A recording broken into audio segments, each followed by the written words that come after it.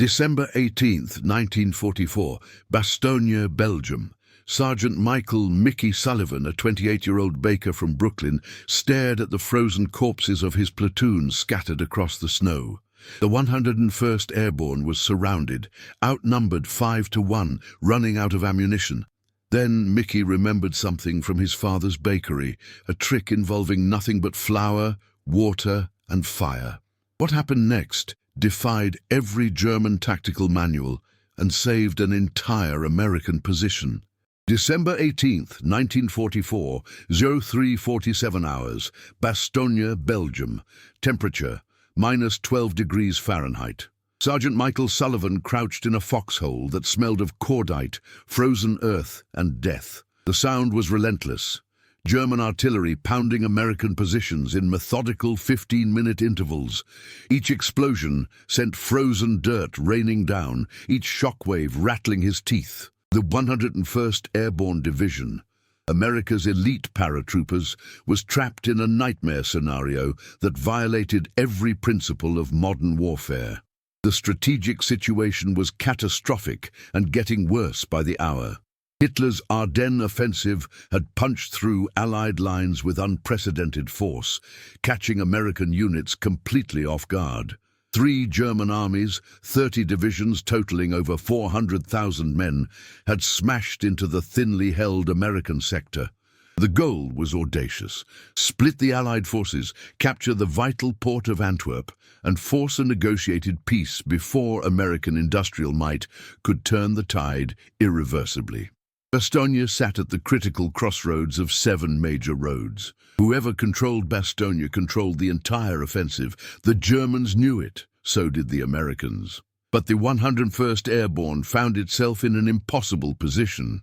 Rushed to Bastogne with minimal ammunition, insufficient winter clothing, and no heavy armor support, the division's 12,000 men now faced encirclement by over 45,000 German troops, supported by tanks, artillery, and air superiority. The weather had grounded Allied aircraft for 3 consecutive days. No resupply, no air support, no reinforcements. The mathematics were brutal and undeniable. American casualties were mounting at a rate of 200 men per day. Ammunition stocks were depleting faster than anyone had calculated. At current consumption rates, the division would run completely dry of rifle ammunition in 72 hours. Artillery shells would last maybe 48 hours if rationed severely. The tactical problem was even worse than the numbers suggested. The German assault doctrine was methodical and devastatingly effective.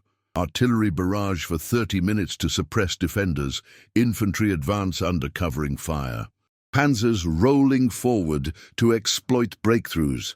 American defensive positions were being systematically destroyed, sector by sector, foxhole by foxhole. Each German attack followed the same pattern, and each pattern worked because the Americans simply didn't have enough bullets to stop the waves of attacking infantry. Sergeant Michael Sullivan was 28 years old, born and raised in Flatbush, Brooklyn. Before the war, he'd worked in his father's bakery on Avenue M, waking at 400 every morning to prepare the dough, fire the ovens, and deliver fresh bread to the neighborhood by 0700. Mickey knew flour the way other men knew baseball statistics. He understood its chemistry, its transformation under heat, its properties when mixed with water or yeast or fat. He'd never imagined that knowledge would matter in combat. He'd enlisted in September 1942, made sergeant by March 1944, jumped into Normandy on D-Day, fought through France and Holland. He was a good soldier, competent, reliable, unspectacular. Just another Brooklyn kid doing his job.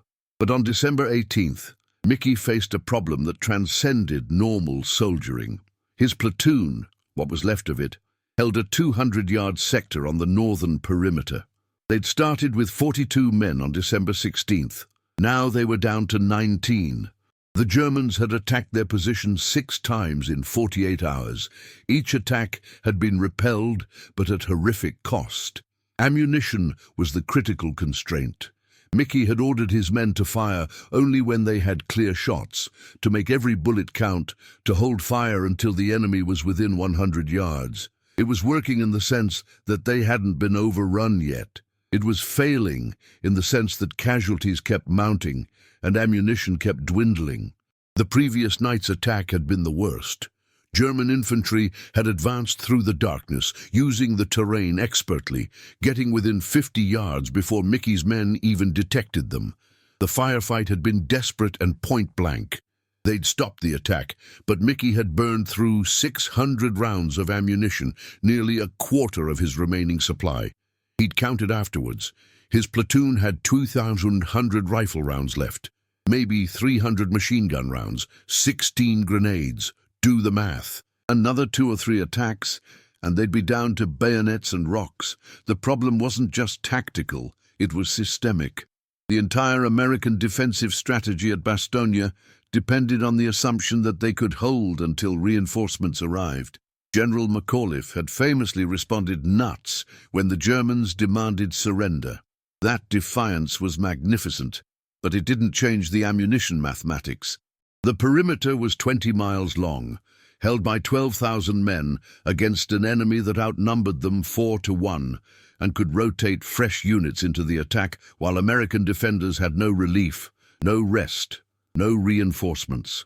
Mickey's frustration burned hotter than his frozen fingers. There had to be a better way. Shooting at individual German soldiers one at a time was a losing proposition when the Germans could afford to lose 4 men for every American casualty. The standard American tactical doctrine, superior firepower, aggressive patrolling, combined arms, didn't work when you didn't have superior firepower, couldn't conduct patrols because you were surrounded, and had no combined arms because all your armor was somewhere else. The first glimmer of an idea came to Mickey at 0630 hours on December 18th during a lull between artillery barrages. He was checking defensive positions, moving from foxhole to foxhole, when he found Private Danny Kowalski trying to warm a can of beans over a tiny fire made from shredded wooden ammunition crates. The fire was pathetic, barely enough heat to warm Kowalski's hands, let alone heat the beans, but Mickey stared at it anyway, his mind suddenly racing. Fire. In his father's bakery, Mickey had learned that flour suspended in air would explode if exposed to flame. It wasn't magic or superstition, it was chemistry. Flour particles, when dispersed in sufficient concentration, formed a combustible mixture that ignited with devastating force. Bakery fires caused by flour dust were a known hazard. Mickey had seen it once, when his father had cleaned out the flour mill without proper ventilation. A single spark from a dropped tool had caused a flash that blew out 2 windows. But could that principle work as a weapon? Mickey's mind raced through the possibilities. The Germans attacked in waves, infantry concentrated in assault formations. If he could create a flour dust cloud in their path and ignite it somehow, the explosion might kill or wound dozens of men simultaneously. It would be like a giant bomb, but made from nothing more than flour and fire. The ingredients were available. Bastogne was a farming town. There had to be flour somewhere. The question was whether the science would scale up from a bakery accident to a battlefield weapon. He needed to test it, but quietly. If the idea failed, he didn't want to look like an idiot in front of his men. If it worked, he wanted to refine it before presenting it to Lieutenant Morrison, who was a West Point graduate and deeply skeptical of anything that deviated from standard tactical doctrine. At 11:30 hours, during another lull, Mickey scrounged through abandoned buildings in the Bastogne town center. Most had been looted or destroyed, but he finally found what he needed in the basement of a destroyed bakery on Rue de Marche. 50-pound sacks of wheat flour stacked against the wall, miraculously intact. Mickey hauled 3 sacks back to his position, telling curious soldiers he was looking for extra food. That afternoon, in a shell crater 30 yards behind his foxhole, Mickey conducted his first experiment. He rigged a simple dispersal mechanism, a flour sack suspended from a pole with a string that would rip the sack open when pulled. Below the sack, he placed a small pile of gasoline-soaked rags attached to a tripwire. The theory was simple. Pull the first string, flour disperses in a cloud.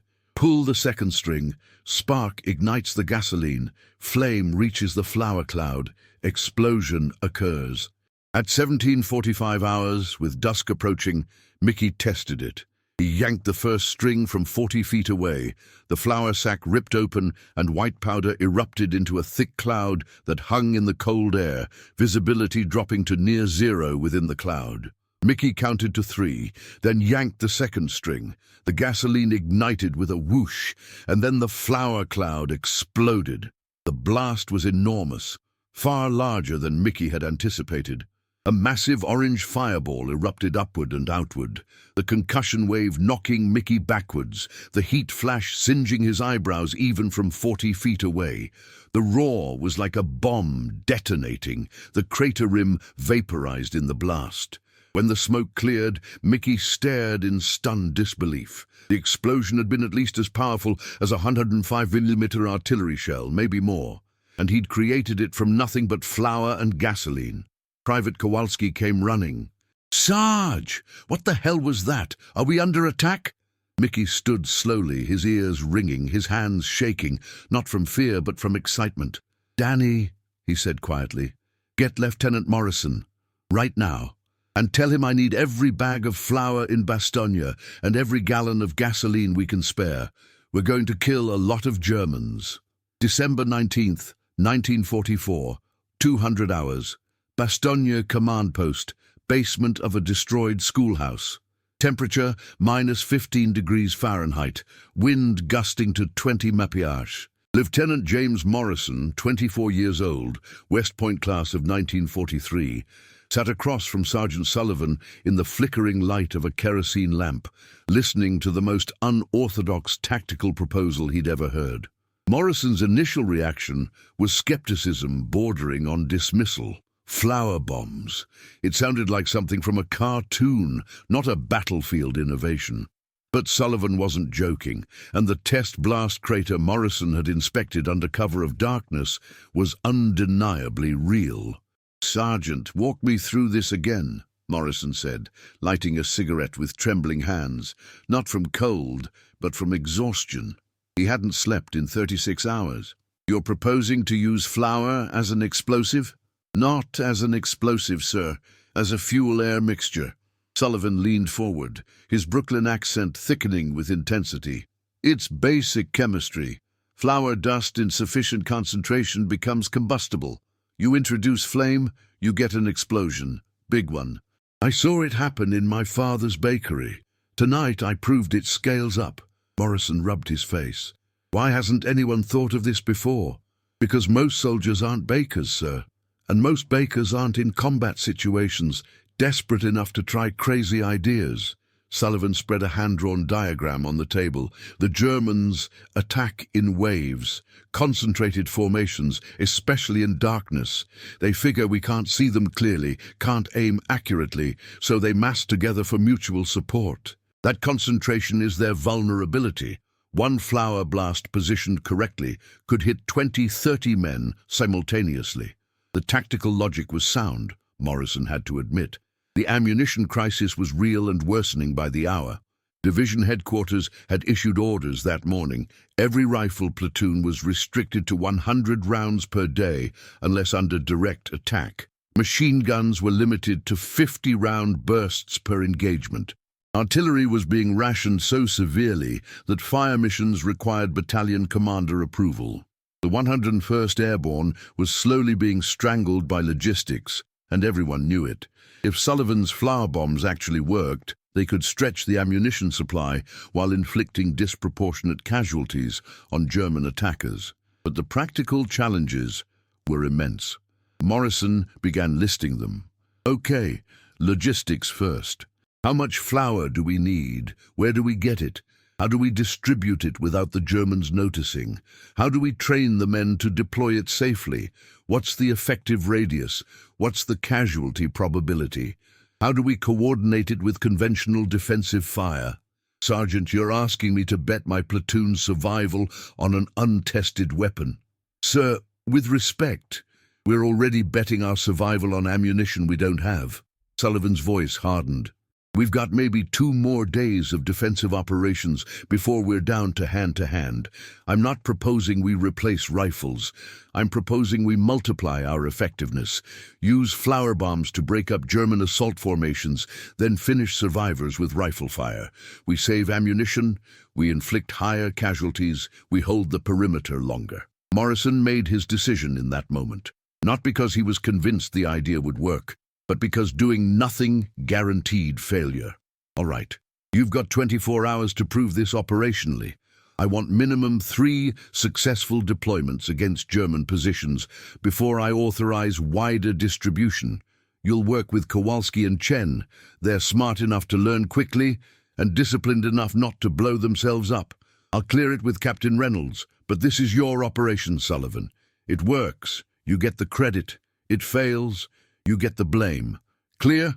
Clear, sir. Thank you, sir. The next 18 hours were a blur of organized chaos. Sullivan assembled his team, Kowalski, who'd been a mechanic in Detroit before the war, and Chen, a farm kid from Iowa with a gift for improvisation. Together, they scoured Bastonia's ruins for flour supplies. They found sacks in abandoned homes, in destroyed stores, in a warehouse basement flooded with ankle-deep ice water. By noon on December 19th, they'd accumulated 1,200 pounds of flour, enough for roughly 30 bombs if they used 40 pounds per device. The technical challenges were brutal and unforgiving. First problem, dispersal. Simply dumping flour in a pile didn't create the necessary dust cloud. They needed to suspend the flour in air at the right concentration. Too thin and it wouldn't ignite. Too thick and it would just burn slowly without exploding. Sullivan experimented with different delivery mechanisms. Canvas bags ripped open by tripwires. Wooden boxes with hinged lids, spring-loaded to pop open. Metal cans with explosive charges to scatter the contents. Each method failed for different reasons until Chen suggested using compressed air.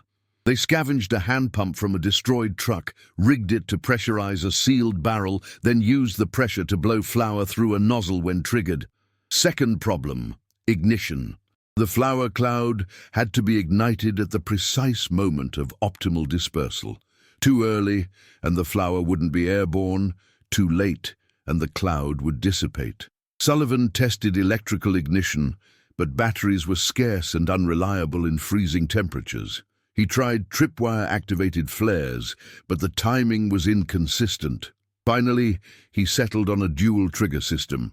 Mechanical release for flour dispersal, followed by a 2-second delay fuse connected to a magnesium flare. The flare provided intense heat and light sufficient to ignite the flour cloud reliably.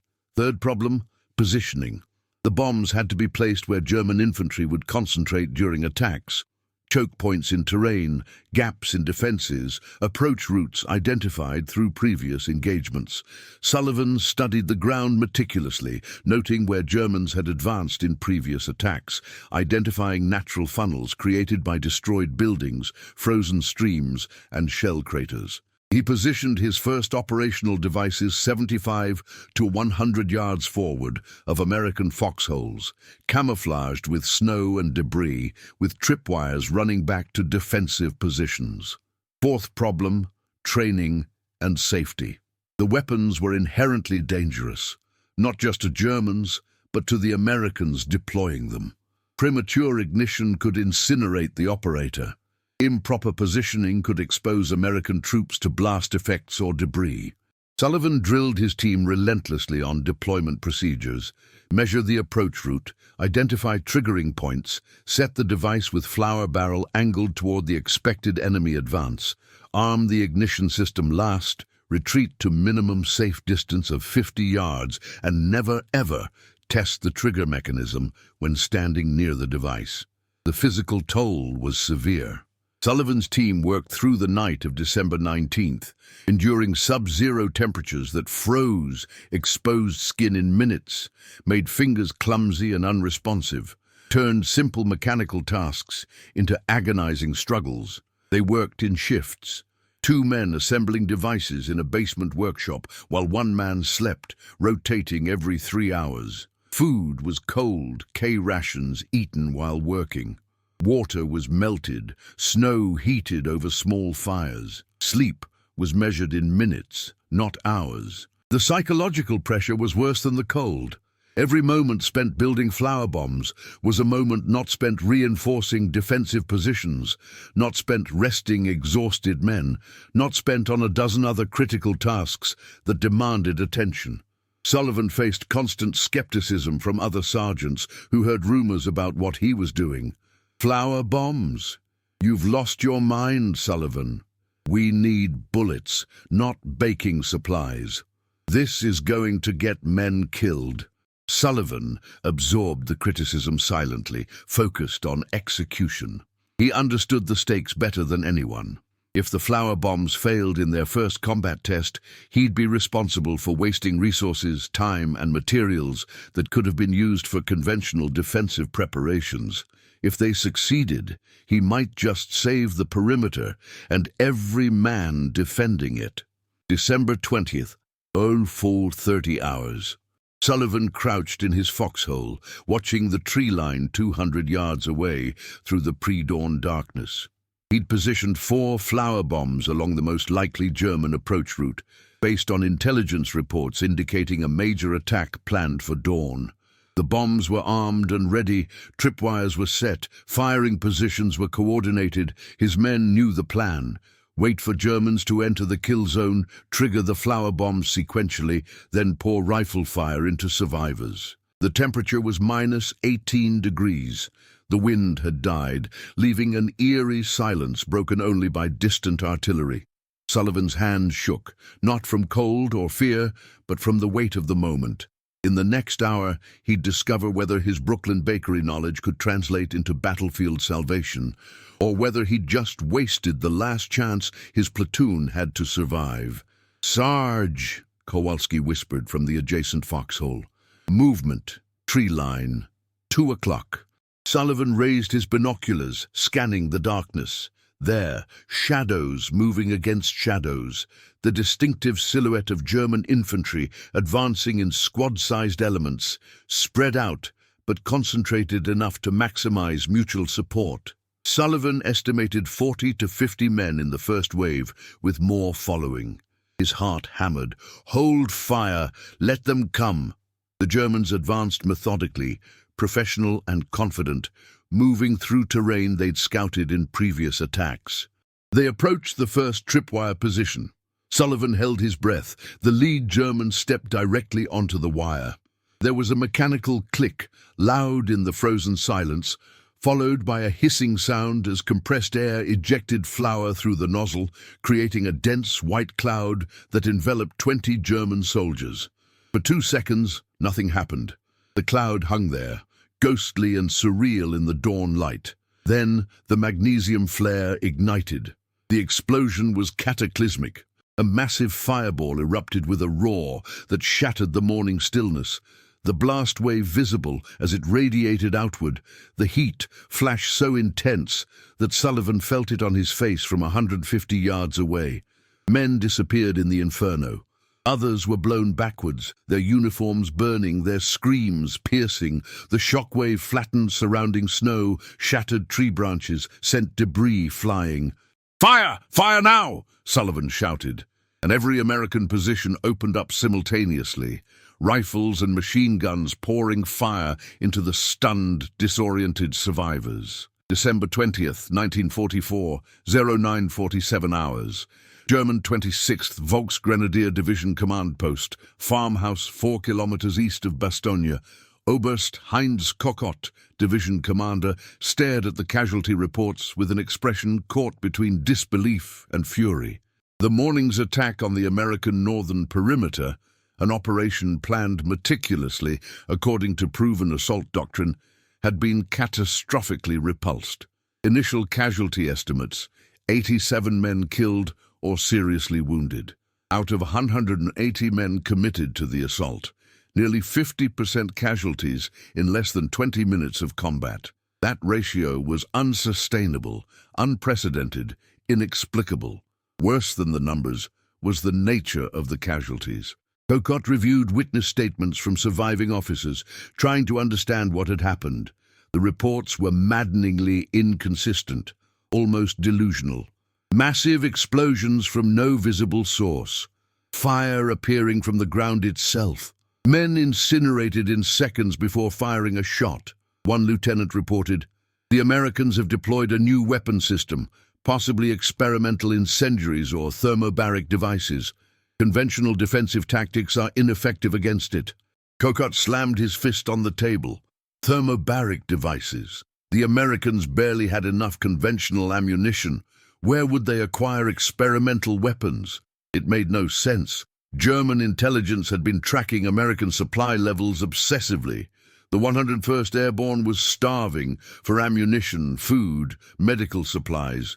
They were encircled, cut off from resupply, living on scraps. The Luftwaffe weather reconnaissance confirmed that Allied aircraft couldn't drop supplies due to persistent cloud cover. The mathematics were undeniable. The Americans were running out of everything. Yet somehow, impossibly, the Americans had just inflicted the highest single engagement casualties the 26th Division had suffered in the entire Ardennes offensive. Using weapons that appeared out of nowhere, operated on principles German tactical doctrine didn't account for, and achieved results that violated established combat mathematics. Kokot was not a stupid man. He'd commanded infantry on the Eastern Front, survived Stalingrad, earned his rank through competence rather than political connections. He understood that warfare was evolving, that the Americans possessed technological advantages in many domains. But this was different. This wasn't superior artillery or air support, luxuries the Americans currently lacked. This was something new, improvised, unexpected, and it was devastating.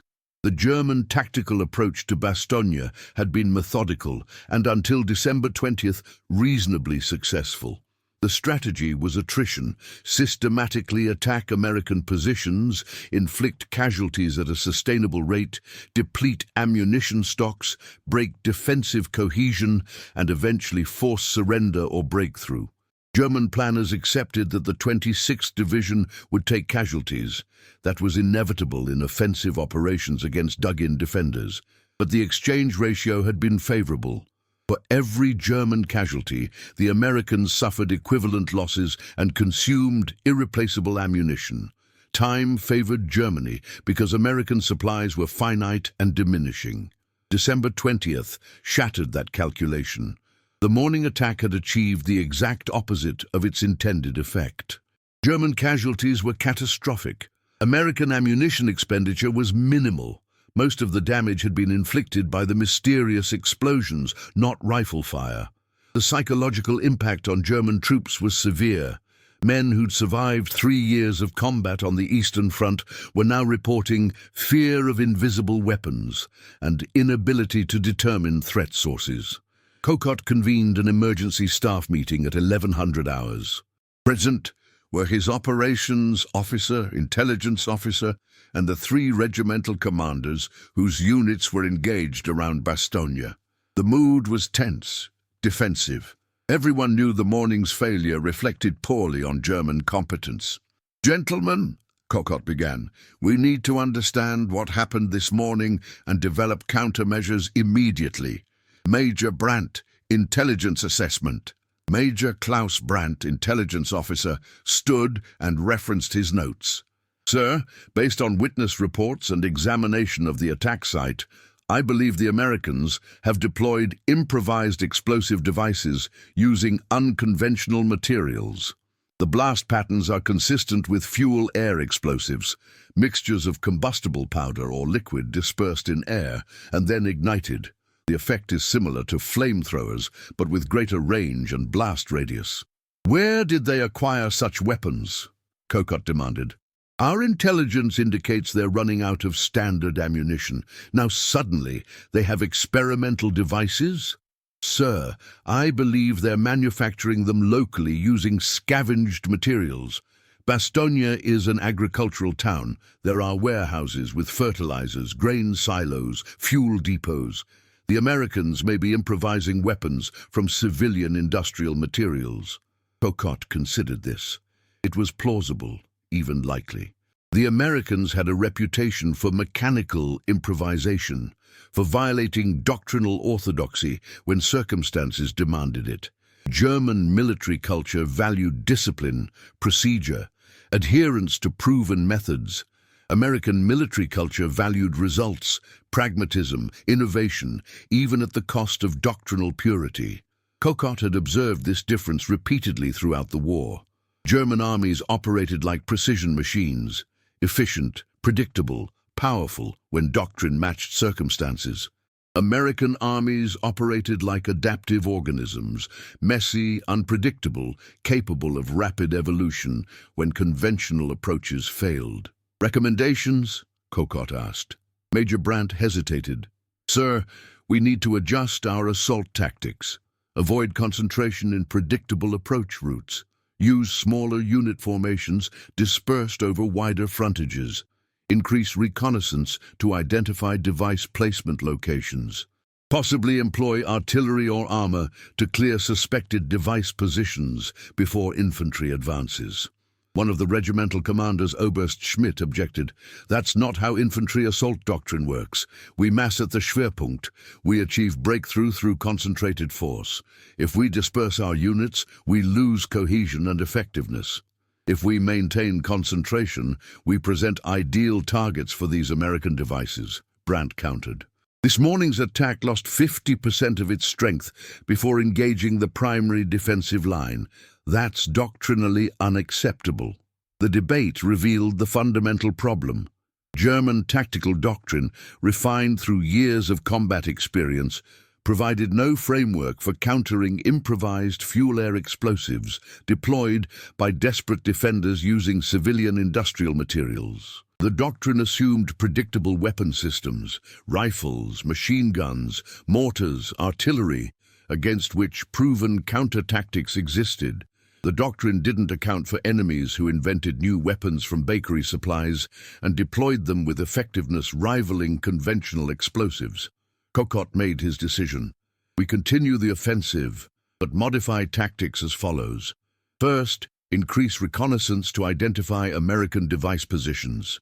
Second, use artillery preparation fires to detonate or destroy suspected devices before infantry advance.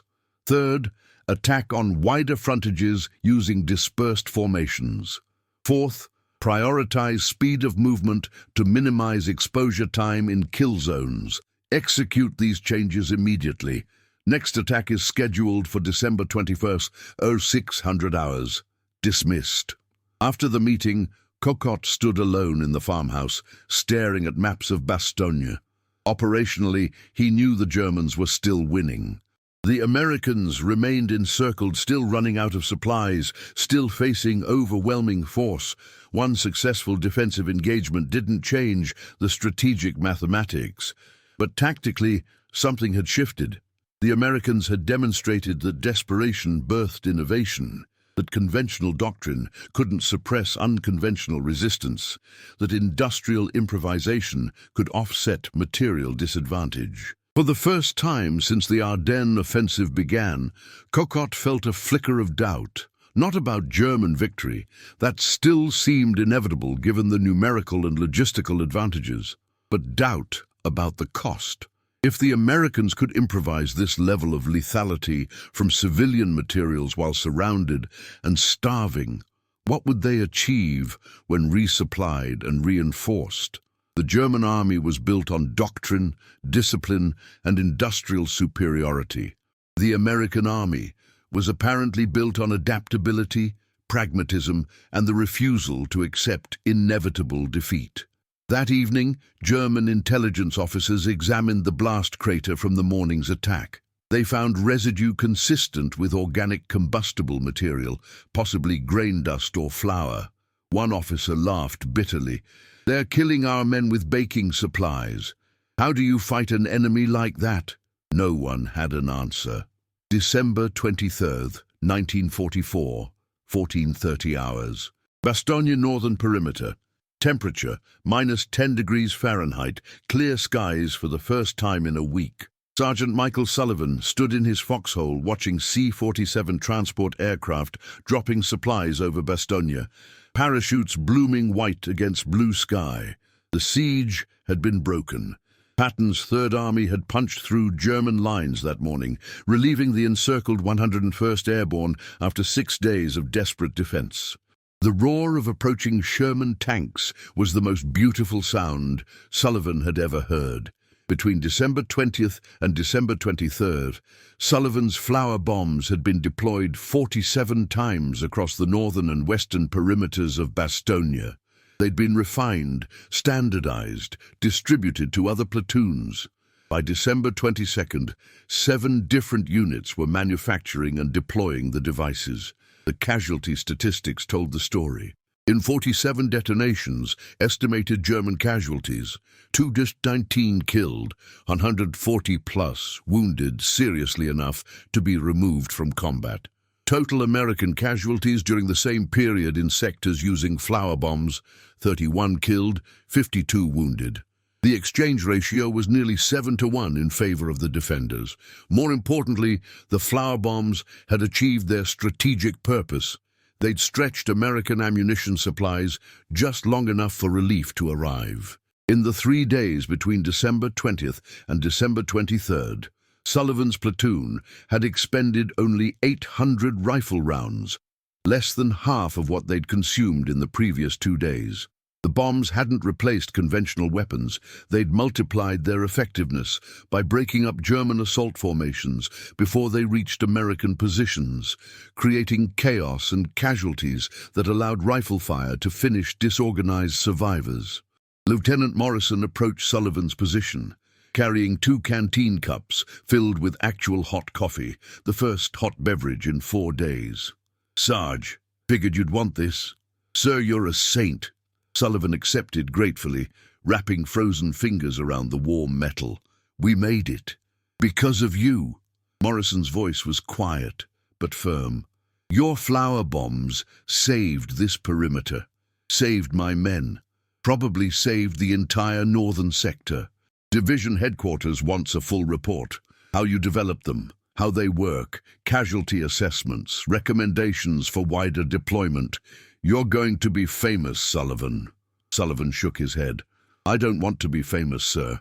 I just wanted my guys to live." "Well, they did, mostly." Morrison's expression darkened. "We lost 8 men from the platoon, but we'd have lost all 42 if you hadn't improvised those bombs. That's the mathematics of war. You saved 34 lives. That's not nothing." After Morrison left, Sullivan sat alone in his foxhole, staring at the sky, processing what had happened over the past week. He'd come to Bastogne as an ordinary sergeant, competent but unremarkable, with no expectation that his Brooklyn bakery background would matter in combat. Then desperation and improvisation had combined to produce something unprecedented.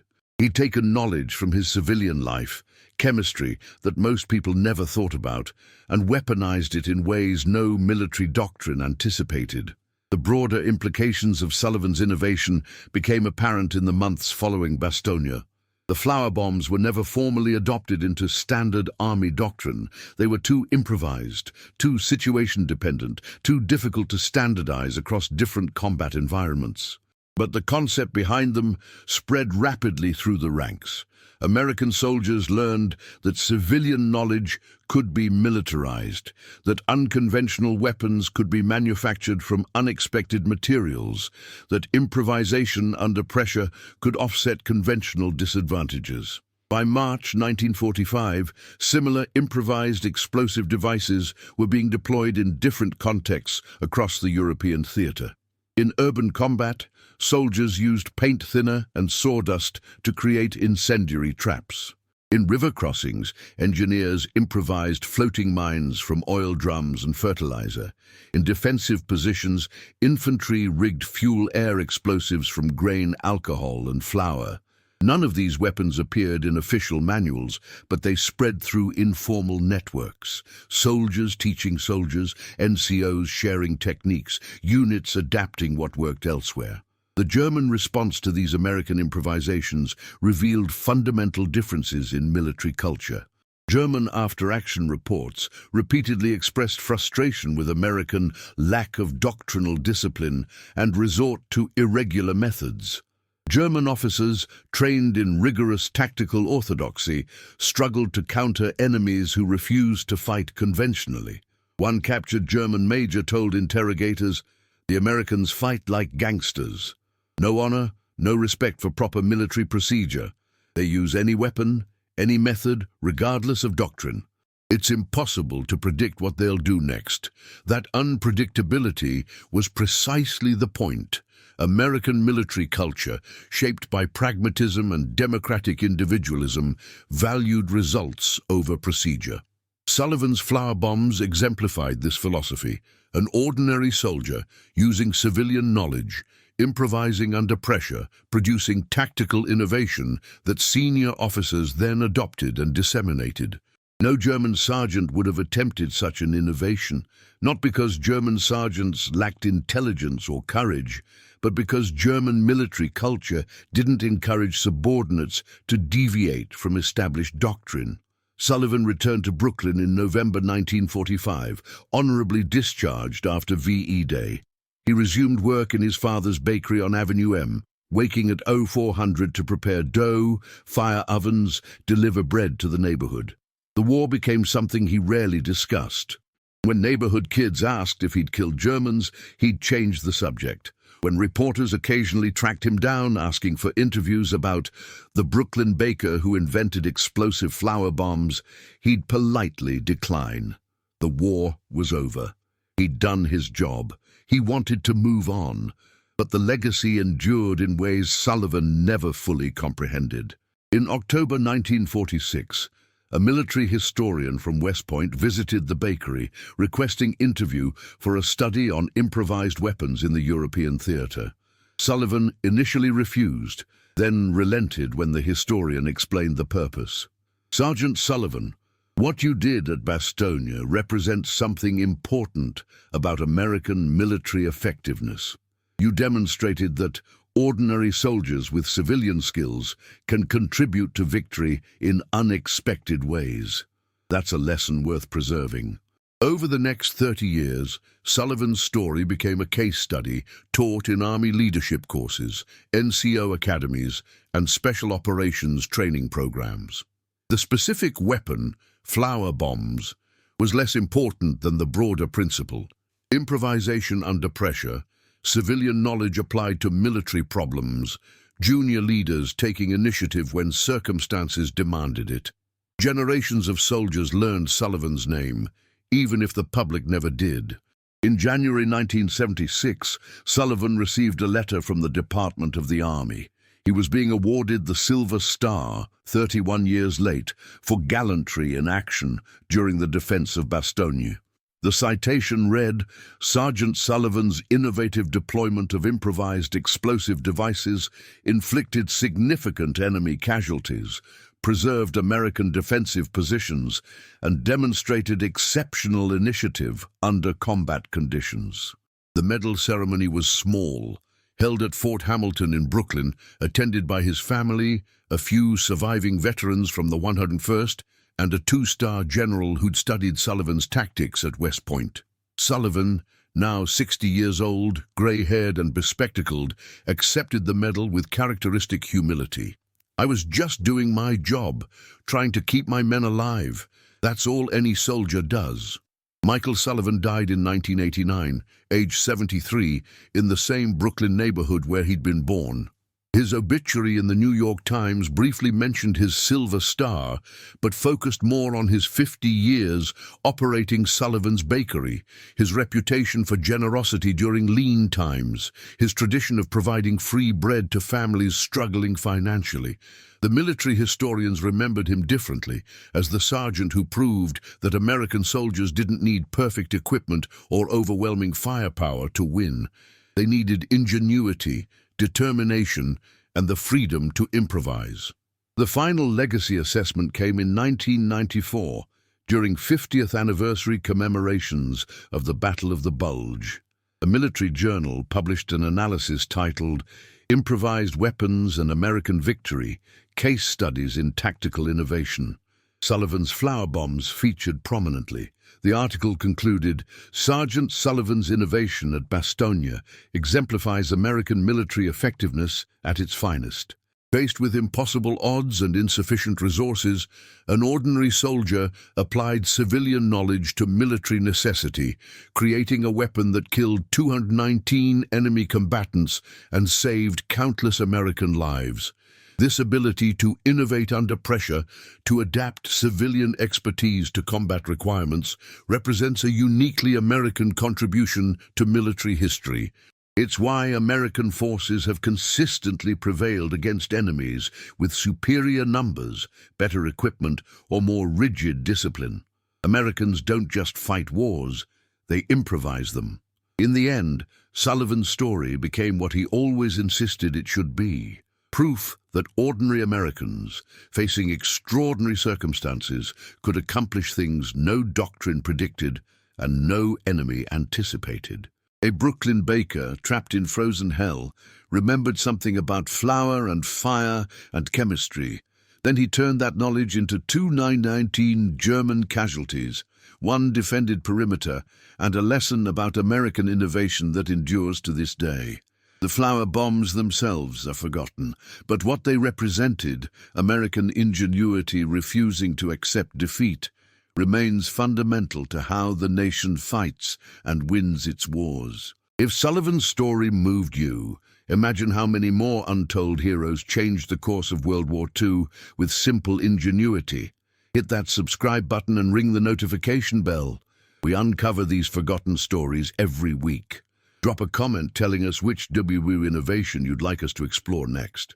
American grit didn't just win battles, it rewrote the rules of war itself.